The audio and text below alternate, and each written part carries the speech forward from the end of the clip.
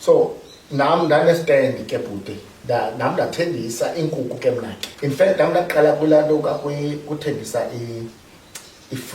i-veg ne thengisa i-veg thengiswa wam i-veg kwakhona icawa ekuthiwa i-Victory Ministries.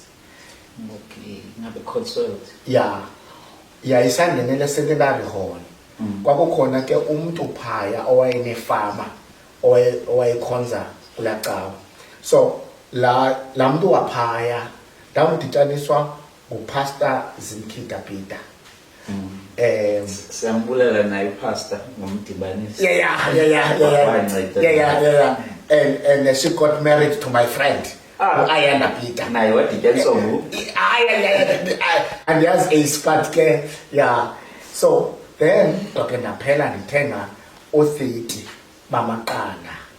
Yabo? So ngecawa ebusuku iyangena la cawa nam ndiyothatha amaqanda am andikhonzipha ngetransport uncedwa ngubani ke ngixothatha amaqanda xa imeko inje. Okay, I used to take ukhwela so i-centenary ilapha then nantsi ilanduka yabo kakhula ke ngoku into yamaqanda kunye nale fruit and veg don't then kwakho inkukhu zesiXhosa ndancedwa ke ngumama Mafana lona ke wasincedayo from ekukhuleni kwethu. Utata wakhona wayeneven so kwafuna manje ndothatha inkukhu ke ngokefama ezesiXhosa yabo qhumeleqwa yabo. So then what was happening was amaqanda wafumana ngecawa late ekuseni ngomgqibelo ndifumana inkukhu zesiXhosa ukuze le mileqwa ityiwe as isapha esaneni. Yabo. Then it grew into ndaphela ke ngoku ndithengisa university ke ngoku ndaphela ndithengisa ke ngoku iscones. Yabo. So kusasa ekuseni I will bake iscones.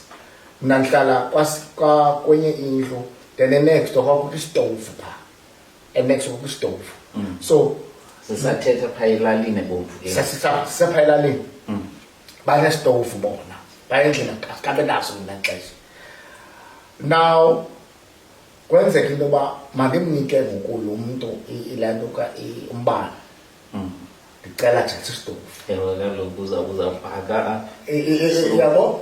Yeah, then akhula ke. So what I used to do kwinto yescones I would ekuseni khona ishop elalini kuthiwa kwaVanani. Okay. Ivula ngela xesha ngo-7 I think. So ndamcela mna u-owner wapha mayivule ngo-6:30. Ndifuna mna ukubeka ibhakethi lam le-scones. Abantwana baza esikolweni baye-Athanyoba eWisile eJayive Siqamlana bazafumana ilunch emnani enescones eyenziwe ndim. So wavuma waqala 6:30 wavula 6:30. masimbulele naye yaloku ewe man uba usibukele kule ndawo kuyo. ubhutsola usekhona kunye noCirha ongasekhoyo ubawo ubhuwa, you know. Ubawo ubhuwa, in fact when I was doing my postgraduate imali yokhwela yokuba ndiye NMMU ndandifunda NMMU ndihlala e-residence e-NMMU. So imali yokhwela yoba ndisuka apha eNew Bright ndiye eNMMU Summerstrand ndandiphiwa phaa kwaBhuwa esikolo phaa